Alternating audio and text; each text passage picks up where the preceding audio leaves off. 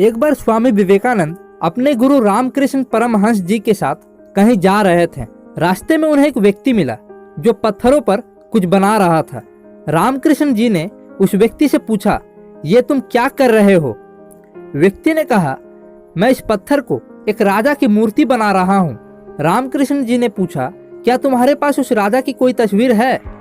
व्यक्ति ने कहा, जी नहीं, मेरे पास उनकी कोई भी तस्वीर नहीं है। तब रामकृष्ण जी ने कहा, अगर तुम्हारे पास उनकी कोई भी तस्वीर नहीं है तो तुम उसे कैसे बना पाओगे? व्यक्ति ने कहा, राजा की तस्वीर मेरे मन में है। और देखते ही देखते उस व्यक्ति ने कुछ ही देर में राजा की बहुत सुंदर मूर्ति बना दी। उसी वक्त स्वामी विवेकानंद जी को अपने बहुत सारे सवालों का जवाब मिल गया।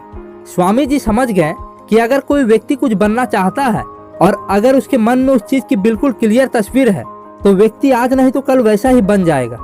आप खुद सोचिए, अगर उस व्यक्ति के मन में राजा की क्लियर तस्वीर नहीं होती तो क्या वो राजा की मूर्ति बना पाता? कभी नहीं। हमारा मन बहुत से विचारों में उलझा रहता है, इसलिए हम कुछ नहीं कर पाते।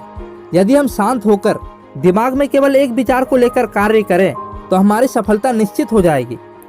दोस्तों, आपने कभी सोचा है कि कोई वैज्ञानिक बड़ी खोज कैसे करते हैं? थॉमस एडिसन को जब लाइट बल्ब बनाना था तो सबसे पहले उन्होंने अपने मन में बल्ब की तस्वीर बनाई होगी, और जब उनके मन की तस्वीर उन्हें एकदम साफ दिखाई देने लगी तो 10,000 बार फेल होने के बाद भी उन्होंने लाइट बल्ब का आविष्कार किया। दोस्तों, जोश दिखाना और समझदारी दिखाने में फर्क होता है। अगर आपको पता ही नहीं होगा कि आपको करना क्या है तो आपके जोश दिखाने का कोई अर्थ नहीं है।